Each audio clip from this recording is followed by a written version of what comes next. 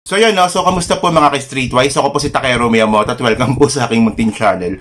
So mga kababayan, no, pasensya na kung medyo pangit yung ilaw natin tsaka yung camera kasi bigla na lang pumasok sa utak ko to kanina na tungkol nga ito sa pag-tampered ng ebidensya ni Maharlika at tsaka ni Pebbles Cunanan sa Korte ng Amerika.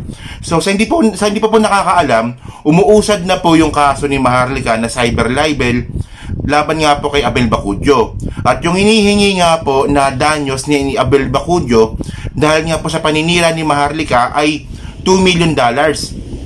So ibig sabihin nun, mga more or less 110 million pesos yung hinihingi. Okay. So dahil nga po sa katangahan ng dalawang babae na to, si Pebbles di naman babae, bakla yan Pero dahil nga sa katangahan nga po ng dalawang tao na to, gusto nilang lokohin yung korte.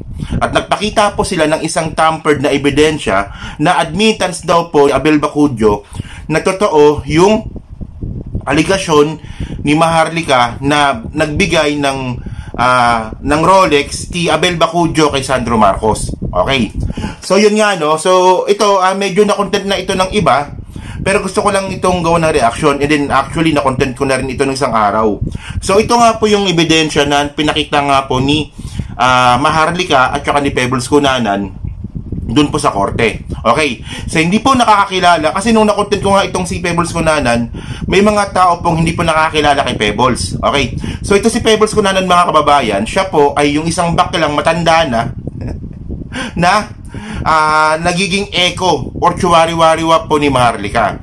So dati kaibigan ko to So ang style kasi ni Pebbles, basta sinabi ni Maharlika, sisigundahan niya. Kumbaga echo siya ni Maharlika. So ang problema, 'di ba? Alam naman ni Pebbles na kasi nungalingan yung mga sinasabi ni Maharlika. So ito nga yung gusto kong sabihin kay Pebbles 'di ba? Alam mo na sinungaling yung pinaggagawa ninyo, bakit nyo pa tinutuloy? Bakit nyo pa pinagpapatuloy? O ito, for example, ito na yung pinakamalaking example dito Di ba? Naglabas kayo ng tampered na ebidensya. So ibig sabihin nun, sinungaling kayo. So bakit nyo pa pinagpapatuloy? O di ba? So teka lang, hanap tayo ng magandang ilaw, no? So pasensya na kayo, andito tayo sa bahay namin, dito sa Maynila, no? So Taga lang. Okay? Hoy, diyan yung asawa ko. Sama ko dito. Hello! Teka. Okay. Oo nga pala, pakita ko muna sa inyo to. So ito pala, no? So gusto ko lang pakita sa inyo na nakuha ko na po yung silver play button. Yan po ay dahil po sa inyo. Teka lang, bakit ng ilaw talaga dito sa amin, no? Yan. Okay. So thank you, no? So maraming salamat po. Nakuha ko na po siya. At dito po siya nakadisplay sa bahay namin sa Maynila. Okay? Okay, dito tayo ngayon. So ito, medyo maganda yung ilaw, no? Ay, teka lang. Meron na palang papakita. Kasi, ano ba? Huwag nga dito. Okay. Saan ba tayo? Dito na lang. Yan. Okay.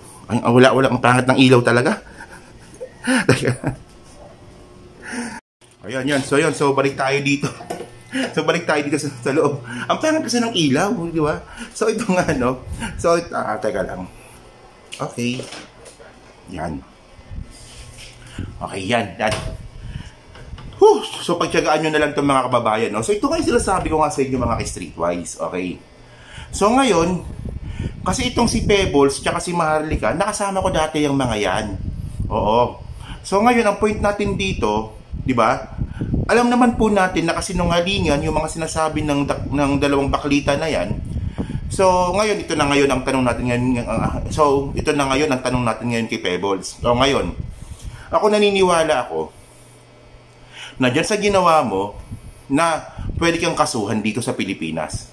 Kasi tampered yan And then, ito ay magiging public documents sa Amerika.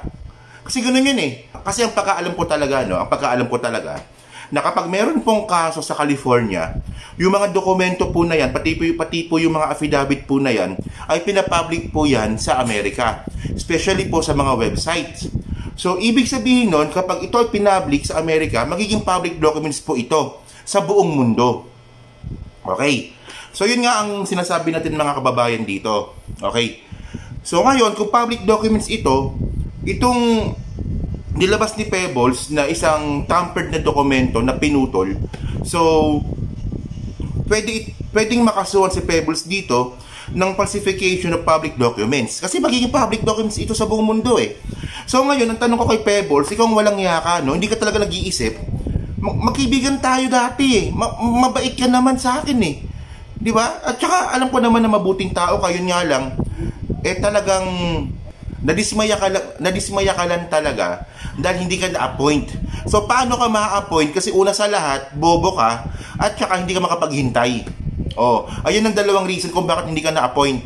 Oh, so ngayon ito nga sinasabi ko. Oh, ngayon ikaw, palagi kang sumasawsaw sa mga content ni Maharlika. Tapos minsan ikaw pa yung nagpapatunay sa mga post mo sa Facebook. O ngayon, paano ngayon? Pag nakasuhan ka dito sa Pilipinas ng falsification of public documents, so anong magagawa ni Maharlika sa'yo? Makakatulong ba si Maharlika sa'yo sa kasong kakaharapin mo kung kakasuhan ka? Kasi ako naniniwala ako na posible kang makasuhan dito sa Pilipinas. O di ba ang tanong, yung mga taong nakadikit sa'yo ngayon, si Digong, si Maharlika, si Kibuloy, si SMNI, kaya ka ba nilang tulungan ngayon? Hindi kasi mga kababayan, no? Kaya medyo concerned din ako dito kay Pebbles. Nakilala ko kasi ito, di ba? Medyo nakakapanghinayang lang din po kasi na nalihis siya ng landas kasi nga po sa katangahan niya. Di ba? Alam ko naman na yung ginawa ni Pebbles ay masama.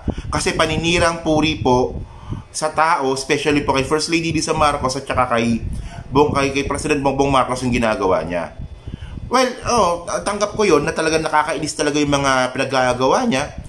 Pero kahit papaano naman kasi may pinagsamahan kami niyan. So, sa akin lang, kawawa ka naman, Pebbles. Paano ka na ngayon? Alam ko wala kang trabaho ngayon. So, paano ngayon yan? Di ba? So, ang maganda, ang gawin mo na lang, ito lang. Alam ko naman na na siguro para sa iyo hindi naman tayo ganun ka-close, pero para sa akin, 'di ba nakilala kita kahit papaano, pero ito lang yung advice ko sa iyo. Medyo sarcastic lang ng konti, no? So yung advice ko na lang sa iyo, Nanay Pebbles, Mami Pebbles. So magsisi ka. Magsisi ka. Syempre, yung kaakibat ng pagsisisi ay yung pag-amin ng pagkakamali. So, sabihin mo lahat ng mga alam mo, sabihin mo lahat ng mga pagkakamali, and then, sabihin mo na rin kung sino yung tao na sa likod ninyo. Ganun lang. And then, syempre, after nun, bahala ka na sa buhay mo. Hindi, pero seriously, ito ngayon, di ba? Paano pag kinasuhan ka? Kanino ka lalapit? Sa tingin mo ba itong mga taong mga politiko na kumakapit sa'yo ngayon at lumalapit sa'yo ngayon, tutulungan ka ng mga to? I don't think so, kasi ginagamit ka lang nila. Kaya nga ako mga kababayan, umiiwas talaga ako sa mga politician eh. Di ba? Hindi pa naman ako ganung kalaking vlogger, pero yung pinakamoto ko po talaga ngayon is umiwas po ako sa mga politician. Ayan nga, PCO nga, inaaway ko, di ba? So yun mga kababayan, no? So kayo nga po, ano nga po masasabi nyo nga po dito sa katangahan nga po na ginawa ni Pebbles na nagbigay po ng ebidensya na tampered, na pinutol. So kasi tulad nga ng sinabi ko nga kanina, kapag ikaw po ay may intention at sinadya mo na magputol ng ebidensya, nagputol ka ng isang ebidensya na tampered, so may intention kang panloloko, so manloloko ka. So ano pa yung mga kalokohan na ginawa ninyo? Di ba? So yun mga kababayan, no? So thank you, no? So baka mamayang gabi na lang tayo makapag-live stream. So gumawa lang po ako ng content ngayon. Kasi bigla na lang pumasok talaga sa utak ko na taka lang, no? Parang falsification of public documents yung ginawa ni Pebbles. At may kaso po yan sa Pilipinas. So yun mga kababayan. So maraming salamat sa inyo lahat. Kita na lang ulit tayo sa susunod po na video. Salamat po.